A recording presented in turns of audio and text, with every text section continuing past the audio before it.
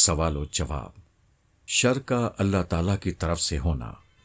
سوال: السلام علیکم استاذ محترم، سوال ہے کہ اگست کے شمارے میں شائع ہونے والے مضمون 3 اوصاف میں آپ نے لکھا کہ مثبت سوچ یہ ہے کہ خیر تو سر تر خدا کی طرف سے ہے، لیکن شر کسی طور خدا کی طرف سے نہیں ہو سکتا۔ لیکن استاذ گرامی، شر بھی تو اللہ تعالیٰ کا پیدا کیا ہوا ہے، اور جب ہمیں زندگی میں کوئی گزند یا غم یا تکلیف پہنچتے ہیں تو ہمارا پہلا رویہ یہ نہیں ہونا چاہیے کہ یہ اللہ کی طرف سے ہے اور اللہ تعالیٰ ہی مجھے اس سے نجات عطا کریں گے۔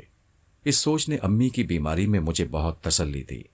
امی کو فالج ہوا تو میں اپنے جسم کے نارمل کام کرنے پر اللہ تعالیٰ کی بہت شکر گزار ہو گئی تھی، اور میرے ذہن میں صرف ایک بات تھی کہ اللہ کے لیے کوئی کام مشکل نہیں، اور میں سمجھتی ہوں مشکل اور تکلیف دہ حالات کے ذریعے اللہ تعالیٰ دیگر شرور سے ہماری حفاظت فرما رہے ہوتے ہیں اور ہماری تربیت کر رہے ہوتے ہیں۔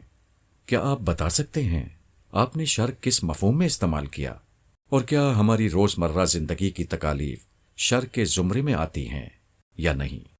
فاخرہ وحید۔ جواب: محترم بہن، السلام علیکم ورحمۃ اللہ وبرکاتہ۔ شر اللہ تعالیٰ پیدا نہیں کرتے، نہ یہ ان کی طرف سے آتا ہے۔ شر ہمیشہ مخلوق پیدا کرتی ہے اور اسی کی طرف سے آتا ہے، اس لیے اللہ تعالیٰ کی طرف شر کی نسبت کرنا خلاف واقعہ ہے۔ ہاں، اللہ تعالیٰ چونکہ قادر مطلق ہے، اس لیے شر نہ ان کے اذن کے بغیر پیدا ہو سکتا ہے اور نہ باقی رہ سکتا ہے، اس لیے مخلوق کے شر سے بچنے کے لیے ان کی طرف ہی رجوع کرنا چاہیے اور ان کی پناہ مانگنی چاہیے۔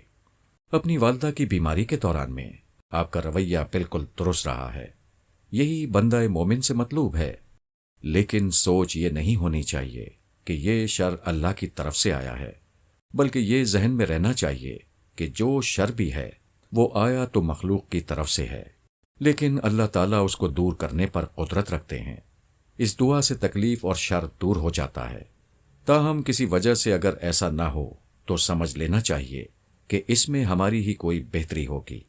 یہ صبر و رضا کا وہ مقام ہے جس کا اجر بے حساب دیا جاتا ہے، اس لیے آپ کا رویہ بالکل درست ہے، بس سوچ کے زاویے کو درست کر لیں۔ اگر آپ نے ابھی تک ہمارا چینل سبسکرائب نہیں کیا تو ابھی سبسکرائب کریں اور بیل آئیکن کو کلک کر کے